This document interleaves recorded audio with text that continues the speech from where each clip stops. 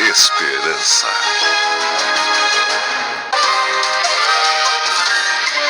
Jornal Vanguarda. Oferecimento Policlin Sul. Venha conhecer.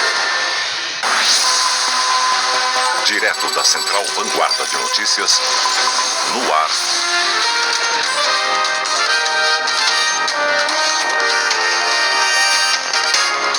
Jornal Vanguarda. Olá, muito boa noite para você. Hoje é sexta-feira, dia 16 de abril. Começou o Jornal Vanguarda. Fase de transição. O governo do estado cria uma etapa nova no plano. Centro de Pesquisa em Universidade de Bragança Paulista está fazendo testes com remédios que um dia poderão ser o tratamento da Covid-19. Uma vida pela empresa. Funcionários antigos da LG falam sobre a ansiedade depois de tantos anos de dedicação. Agora, eles veem o desemprego se aproximando. É no Jornal Vanguarda. O governo do estado anunciou hoje a retomada aos poucos de algumas atividades dentro do Plano São Paulo. A nova fase, chamada de fase de transição, vai ter algumas regras da fase vermelha misturadas com algumas regras da fase laranja. Vamos entender então um pouco melhor como vai ser essa fase. A partir de domingo, o comércio não essencial poderá funcionar em horário reduzido, das 11 da manhã às 7 da noite. E as igrejas vão poder voltar a fazer missas e cultos com a presença de fiéis. Já no dia 24 de abril, as restrições diminuem mais um pouco aí. Restaurantes, salões de beleza e academias vão poder abrir salões de beleza e restaurantes vão poder abrir das 11 da manhã às 7 da noite e as academias também poderão abrir as portas, mas com um horário um pouco diferente. Aí elas vão funcionar das 7 da manhã às 11 da manhã, vai ter um intervalo depois das 3 da tarde às 7 da noite. Nessa fase de transição, o governo vai manter o toque de recolher entre 8 da noite e 5 horas da manhã e a ocupação máxima nos lugares que voltarão a funcionar será de 25%. Essas regras valem para todo o estado, por enquanto vão até o dia 30 de abril, quando o governo do estado vai fazer uma nova avaliação das nossas regiões. A permissão para reabrir as portas era a notícia que comerciantes da região mais esperavam. A preocupação agora é não ter que fechar novamente. Nos mais de 40 anos aberta, essa loja do Calçadão nunca passou por uma crise tão difícil quanto a da pandemia. Enquanto as portas ficaram fechadas por causa das restrições, o faturamento foi quase zero. Os clientes não se adaptaram às vendas online e ao delivery. Tivemos que reduzir quadro de funcionários. Eu mandei 3 funcionárias embora, infelizmente. Funcionárias maravilhosas, já antigas aqui também. Quantas você tinha no total? Eram 10. E aí demitiu 3. E agora tem uma de férias também, por conta de estar fechada, dei férias, então ainda temos 6 funcionárias na ativa. Mas a notícia de que o comércio poderá receber os clientes novamente a partir de domingo trouxe ânimo e esperança para Elisete. Estamos ansiosos, estou aqui preparando a loja, já arrumei a loja. Se Deus quiser, nós vamos ter um mês de maio maravilhoso, um mês de amor, de cura, um mês do Dia das Mães. Então todo mundo motivado para vender. A criação de uma nova fase do Plano São Paulo foi anunciada hoje na capital. Segundo o governo do estado, a retomada gradual das atividades será permitida porque houve uma queda nos índices de novas internações. Nós temos a grata felicidade de ver a queda dos índices de ocupação nos leitos de UTI, tanto no ponto de vista percentual, quanto também no ponto de vista absoluto pelo número de pacientes. Mas no Vale do Paraíba, a retomada das atividades acontece num cenário pior do que quando começaram as restrições. No dia 6 de março, quando o comércio foi fechado, a ocupação de leitos de UTI estava em 65%. Esse índice foi subindo e hoje está em 83%. A média de novas internações era de 90 por dia. Chegou a 166 no fim de março. admitiu que a situação ainda é crítica, mas também reconheceu a necessidade de diminuir os prejuízos causados pelas restrições. O centro de contingência entende que seria, no mundo, vamos chamar, no mundo ideal, seria sempre bom o maior nível de restrição possível e de redução de mobilidade das pessoas. Essas medidas apontadas pelo governo agora, elas permitem com que alguns setores e parte da população que estão sendo extremamente afetados pela pandemia possam ter alguma chance de conseguir caminhar nas próximas semanas. Já salões de beleza, academias e restaurantes vão ter que esperar ainda mais uma semana para retomarem o atendimento presencial. Para esse restaurante em São José, vai dar tempo de reorganizar o salão para receber os clientes, repor o estoque de alimentos e bebidas e recontratar os funcionários que foram demitidos. É bacana ter esse clima de restaurante aberto novamente, essa rotina diferente. Não as mesas espalhadas, cadeira para o alto, mas ter alguma coisa para receber o cliente de volta na nossa casa. Os principais shoppings da região confirmaram que já vão reabrir no domingo a partir das 11 horas da manhã. E a gente continua falando com a repórter Daniela Lopes, agora ao vivo, sobre essa nova fase do Plano São Paulo. Dani, boa noite para você. A Prefeitura de São José vai seguir essas novas regras? Oi, Ademir, boa noite para você e para todo mundo que acompanha o Jornal Vanguarda. Bom, a Prefeitura de São José dos Campos vai sim seguir as regras do governo do estado, porém o prefeito Felício Ramute, que está aqui ao meu lado, disse que não concorda com alguns pontos das regras. A gente conversa com ele sobre isso. Bom, em que pontos então que vocês não concordam? Boa noite. Olha, fica claro que a restrição do horário para o comércio, a partir deste domingo, só vai estimular a concentração de clientes num horário reduzido, né? Ao argumentar sobre o horário, a secretária de Estado disse que era por conta do transporte público. Fica claro que esse é um pensamento voltado para a capital e não para cidades do interior como de São José dos Campos, onde seria possível um horário mais amplo, sem o risco de uma aglomeração maior no transporte público. Além disso, sempre defenderei a autonomia dos municípios para decidirem por conta de casos como esse, por exemplo, e essa definição, ao meu ver, errada em relação ao horário de abertura dos comércios. Prefeito, aqui na cidade o número de mortes e de internações está maior agora do que no início da fase vermelha. Seria o momento ideal para reabrir o comércio? Como que o senhor vê isso? Olha, São José dos Campos hoje tem 75% de ocupação dos leitos de UTI, um indicador que já nos permitiria, inclusive, a fase laranja. É claro que existem outros indicadores, como o número de internação, de mortes e de casos confirmados. O que a gente vê a cada dia é que há uma redução e o que a gente espera é que ao longo da próxima semana a gente tenha indicadores ainda melhores, para que no dia 1º de maio, na classificação da cidade, a gente possa estar no mínimo na fase laranja. Por falar aí nos indicadores, o próprio portal de informações de Covid da Prefeitura informa que o número de internações por dia vem mantendo uma média nos últimos dias aí de 37 novas internações a cada dia, isso desde o início do mês. E esse número não tem mudado tanto nesses últimos 16 dias, a média continua por aí. Ainda assim, a Prefeitura entende que está tranquilo, que tem uma queda? Não, de forma nenhuma. A situação não é de tranquilidade, mas é de controle. Há um patamar claro em relação ao número de internações e que demonstra e que aponta para uma queda nos próximos dias. É claro que a gente tem que acompanhar dia a dia e se qualquer desses dados evoluir para uma piora, vale lembrar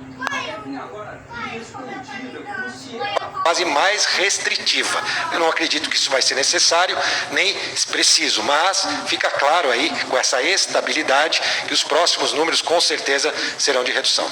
E a Prefeitura se preocupa que essas flexibilizações possam piorar a situação da pandemia na cidade? Sem dúvida, esse é um trabalho diário das nossas equipes. A cada 2 dias o Comitê de Enfrentamento se reúne, mas a população de São José, o comerciante de São José, em todas as oportunidades de abertura, foram um grande exemplo para o Brasil, porque cumpriram as regras de restrição, os próprios clientes, e a gente acredita que é isso que vai acontecer ao longo da próxima semana, a partir de domingo. Ok, obrigada, prefeito, pelas informações, uma boa noite. Ademir, a fiscalização na cidade também vai continuar, de acordo com as regras aí que você já mencionou. Com vocês aí no estúdio. Perfeito, obrigado. Daniela Lopes falando ao vivo de São José. Vamos para Jacareí agora. A Prefeitura de Jacareí publicou um novo decreto já com as regras da fase de transição que passam a valer a partir deste domingo. A gente fala agora ao vivo com o Arthur Costa, que tem as informações. Boa noite para você, Arthur. Olá, Ademir, boa noite a todos. O decreto aqui de Jacareí segue à risca o que recomenda essa nova fase implantada pelo governo do estado. A gente vai conversar então aqui com o prefeito de Jacareí, Isaías Santana, sobre essa nova fase. A cidade está com, segundo o último balanço divulgado, com 83% de ocupação dos leitos de UTI. É um número até um pouco maior do que quando a cidade entrou nessa fase emergencial, que estava com 80%. É o momento de acompanhar essa flexibilização. Boa noite. Boa noite. Sim, primeiro porque nós devemos levar em consideração a ocupação da região e não apenas do município. Segundo, porque as pessoas precisam desse alento espiritual. Os comerciantes e prestadores de serviços precisam desse alívio. Chegou no momento certo, é hora de retomar com responsabilidade. Nos últimos dias a gente acabou noticiando a questão do kit intubação aqui da cidade, que seria suficiente aí pelos próximos 10 dias. Essa flexibilização pode acelerar essa validade, vamos dizer assim, desse kit. O senhor se preocupa com isso? Tem a possibilidade de uma nova remessa chegar? Nós nos preocupamos com todos os aspectos, mas temos havido socorro de unidades hospitalares do estado dentro da região e sabemos que está chegando nova remessa do governo do estado. Já houve uma ação na justiça hoje, então é provável que nos próximos dias a gente normalize o fornecimento de kits. No ano passado, quando a região saiu de um longo período da fase vermelha, havia toda aquela questão da não comemoração, vamos dizer assim, para que as pessoas não abusassem dessa flexibilização, Como controlar essa empolgação, de uma certa forma, de parte das pessoas com essa progressão de regime? Olha, eu acho que nós teremos muita adesão dos comerciantes, dos prestadores de serviço e das lideranças religiosas. Eles sabem que o momento ainda é crítico, nós estamos perdendo muitas vidas, ficaram muito tempo fechados, então serão grandes parceiros da administração. E nós contamos com isso e contamos também com a consciência das pessoas para continuar se defendendo, continuar usando máscara, evitando aglomeração e sair quando precisar realmente.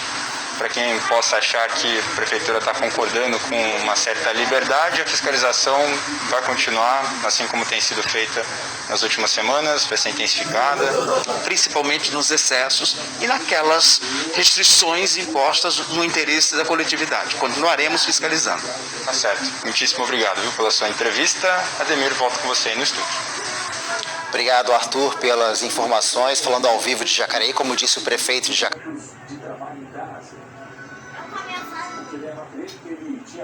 atualizar os dados, os números da Covid-19 na nossa região, no Vale, Serra e Litoral. Até o momento, são 191.491 casos confirmados e 3.788 pessoas morreram. Vamos ver aqui a média móvel de casos, que hoje é de 1.200 casos. Teve uma alta aí de 14%, mas essa alta ainda é considerada estável em relação a 14 dias atrás.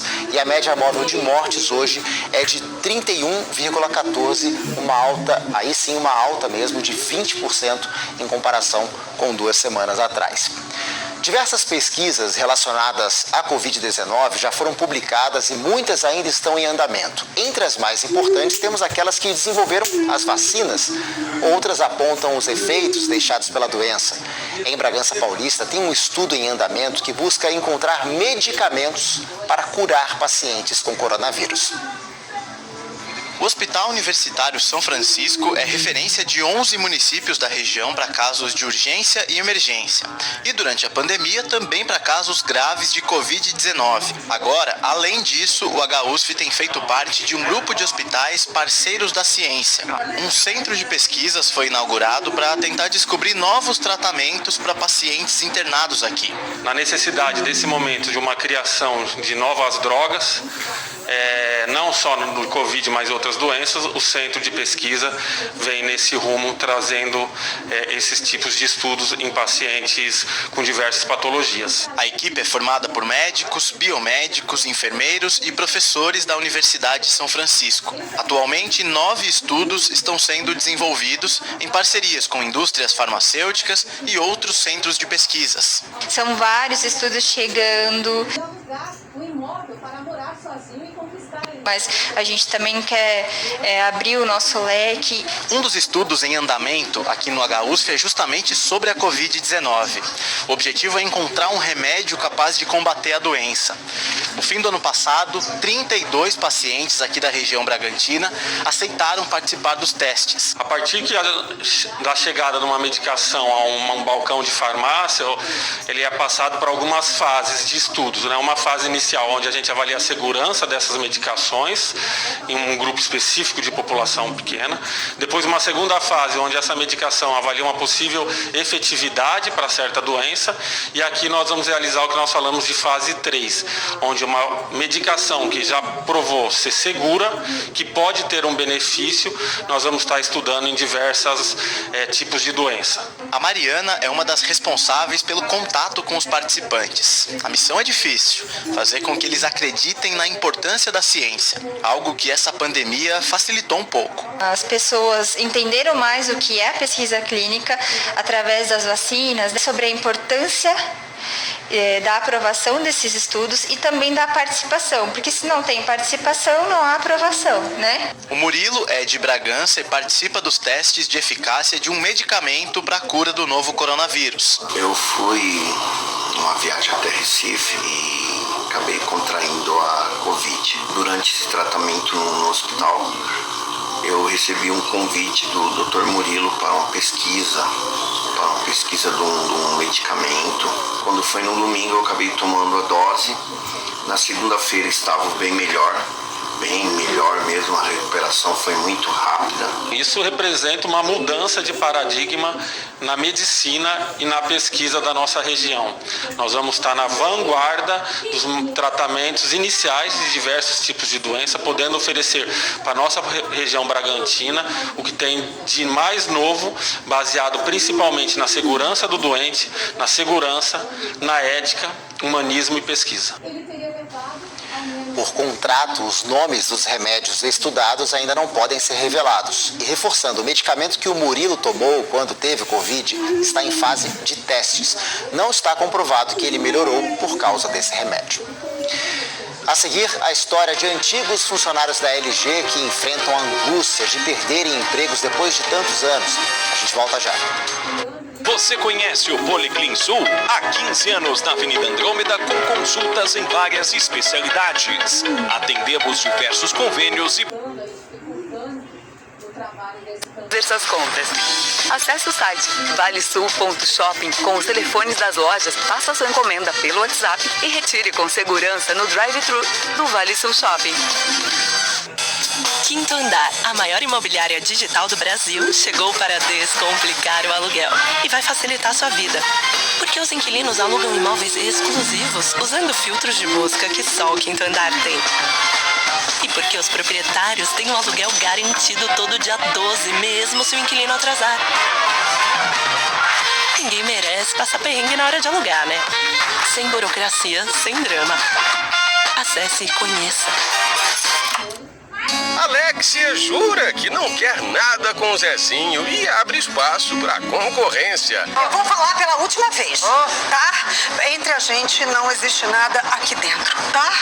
Coloca isso aqui dentro. A Josimar é uma burra por deixar passar um cara bacana assim, feito você. Daqui a pouco, salve-se quem puder.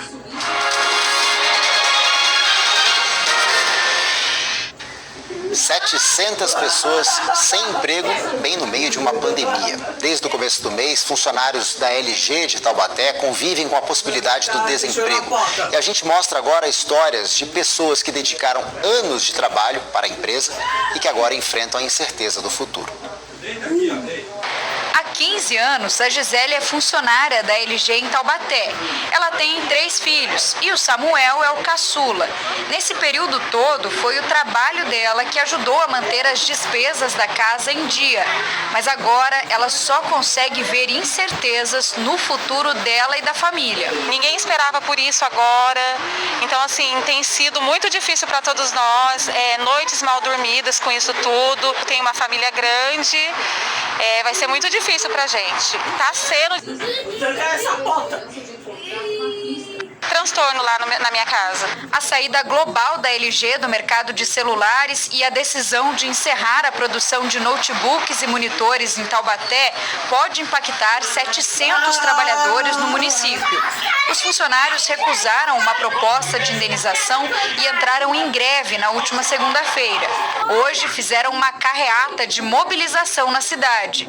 Além disso, os trabalhadores estão em vigília na porta da empresa. A gente está fazendo as vigílias com os trabalhadores em torno de 6 horas, 24 horas por dia. Então tem um revezamento entre trabalhadores e trabalhadoras, né? Nas duas portarias, o pedido nosso é a reversão das demissões, né? Que a gente mantenha a manutenção dos empregos dos trabalhadores e que traga investimento para a cidade de Taubaté. A estimativa do Sindicato dos Metalúrgicos é que com a perda dos empregos na LG, 45 milhões de reais deixem de ser investidos na cidade por ano. O valor seria pago aos trabalhadores em salários e outros benefícios. E além de ser um prejuízo financeiro, gera também um problema social. Para Ana Paula, por exemplo, o maior receio é em relação à saúde. A maior preocupação é o convênio médico, né? Que eu tenho um problema de doença autoimune, então eu preciso muito de um acompanhamento, né, constante da minha doença, do meu problema, e com a falta do convênio médico vai ficar um pouco difícil, né? O que mantém a gente de cabeça em pé é a fé que a gente tem de que tudo vai dar certo, que as coisas vão se encaixar e nunca desistir, né? Sempre continuar aí, correndo atrás e lutando. A única renda da casa do Natanael, que é casado e tem 2 filhas, vem do trabalho dele. Desde que recebeu a notícia de fechamento, a preocupação só vem aumentando. Sou o único que sustenta a casa. Na hora que eu dei a notícia, minha esposa, minhas filhas ficaram... Agora vamos ver o que dá, correr atrás de outra coisa. Procurei não passar o que eu estava sentindo de momento para lá em casa, porque aí ia ficar mais difícil ainda, né? A recolocação no mercado é outro dilema que não sai da cabeça dos trabalhadores. A gente tem que manter a casa da gente, né?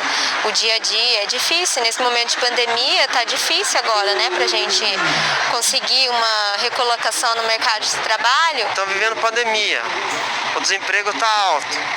Ainda a gente vai ter que começar do zero. A gente está com mais idade, vai sentir uma dificuldade muito maior.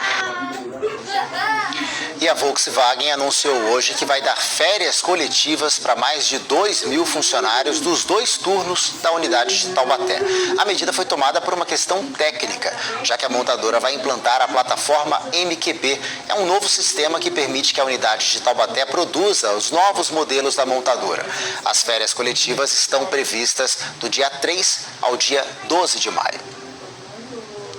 Já faz um tempo que o aumento de casos graves de Covid-19 entre os jovens vem chamando a atenção de médicos e pesquisadores. E o que era apenas uma impressão agora é comprovado por números. A quantidade de jovens mortos por Covid no mês de março foi maior do que em todos os outros meses da pandemia juntos. 22 mil. Na conta da Secretaria da Segurança Pública é a quantidade de vezes que cenas como essa se repetiram no estado desde o dia 12 de março. Sem contar as outras tantas aglomerações, verdadeiras bombas sanitárias que passaram longe do radar das autoridades. Em ambiente fechado ou no meio da rua. Em comum, a idade da maioria dos frequentadores. O que está acontecendo é que se passou uma mensagem que ele não havia selecionado nenhum produto. Se passou uma mensagem que foi errada. A de que o problema do jovem seria somente de ele estar se contaminando e contaminaria o avô, a avó, somente isso, né?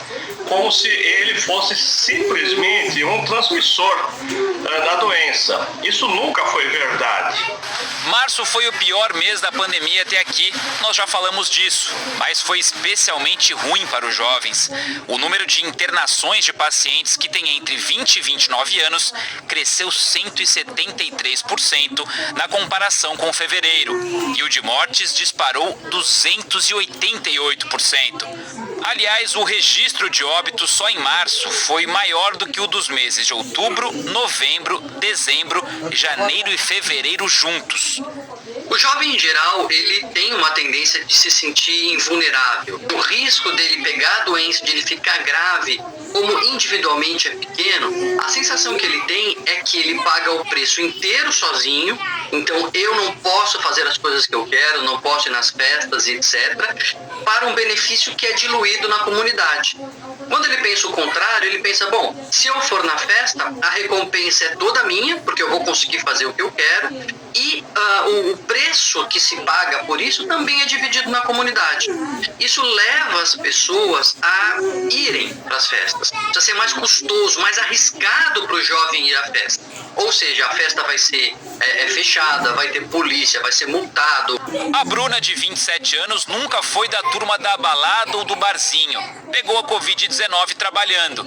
Mas confessa que não imaginava que passaria por maus momentos quando contraiu um vírus cujas vítimas, em 99% dos casos, têm mais de 30 anos. Eu me apegava pela minha idade, só que eu não contava que eu ia ficar os 20 dias internado. Nan completaria 23 anos. O jovem morreu no dia 13 do mês passado. Foi a primeira vítima na fila de leitos de UTI na capital. O Paulo, primo dele, diz que o Renan também se cuidava. Só saía de casa pro essencial. Para ele, se resguardar num momento como esse tem um propósito mais simples. Preservar a nossa vida e a vida do meu próximo. O tio sofre muito com a perda do Renan ainda. Ele está muito depressivo, estamos com medo de acontecer algo com ele. É muito doloroso. A gente tenta dar todo o consolo possível, mas não tem como. É só o tempo mesmo para amenizar essa dor. Veja agora como é que fica o tempo amanhã em toda a região.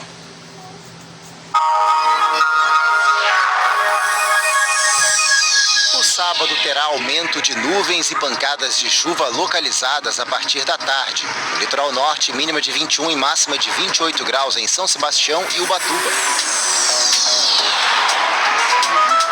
No Vale, os termômetros voltam a chegar na casa dos 30 graus.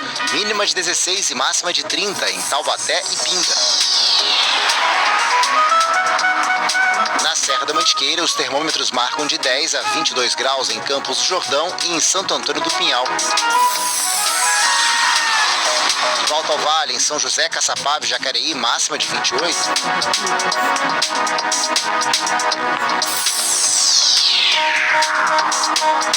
E na região de Bragança Paulista e Atibaia, mínima de 18 e máxima de 27 graus neste sábado.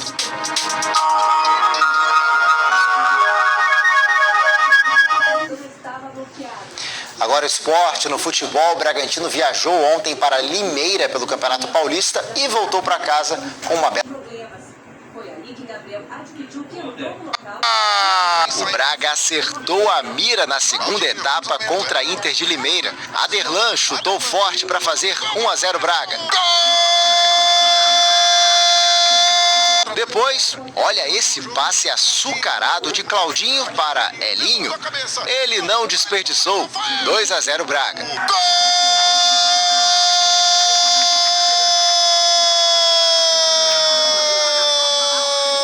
Do Bragantino! Passou o balão. E amanhã o time já joga de novo. Pega o Mirassol no Nabi Abichedi, em Bragança Paulista. E o Taubaté busca agora o bicampeonato da Superliga de Vôlei. O time está enfrentando o Minas em Saquarema, no Rio de Janeiro. É o segundo jogo da série melhor de 3 e como o Taubaté venceu o primeiro, hoje tem chance de sair o grito de campeão. A partida está no segundo set. O Taubaté venceu o primeiro por 25-20. Vamos lá, Taubaté. Estamos na torcida.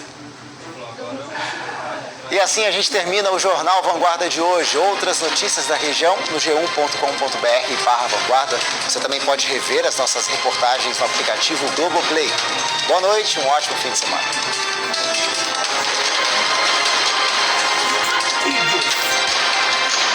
Ah, eu não ia baixar.